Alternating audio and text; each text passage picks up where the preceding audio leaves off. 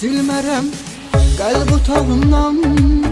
Onsuz da yüreğim senle döyünür. Gözümün önünde canlanır resmin.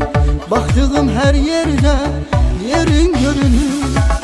Aldığım nefesim gören gözüm sen. Döyünen yüreğim seven kalbim sen. Vakti bu eşki yalnız koymaram. Ömürlük sevilmek nedir bilersen. Kaş seni severdim daha önceden. Bilerdin sevginin olduğunu. Sevgime verilen değer nedirse karşılığını vereceğim sonluğunu. Kaş seni severdim daha önceden. Bilerdin sevginin olduğunu. Sevgime verilen değer nedirse karşılığını vereceğim sonluğunu.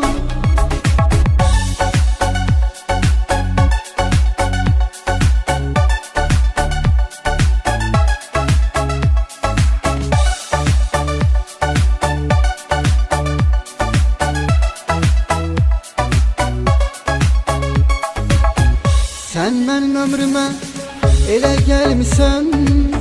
Sevginle bu kalbi mağlup etmişsen. Kısa bir zamanda yarandı bu aşk. Ağlattı o gözler, sen de sevmişsen. Aldığım nefesim gören gözüm sen. Döyünen yüreğim seven kalbim sen. Hiç vakti bu eşki yalnız koymaram. Ömürlük sevilmek nedir bilersen. Kaş seni severdim daha önceden. Bilerdin sevginin olduğunu.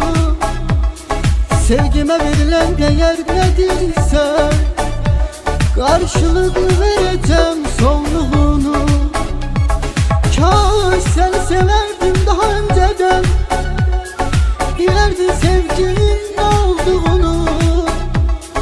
Sevgime verilen değer nedirse karşılığını vereceğim sonluğunu.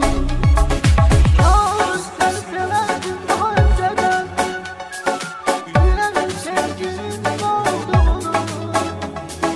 Sevgime verilen değer nedirse karşılığını vereceğim sonluğunu.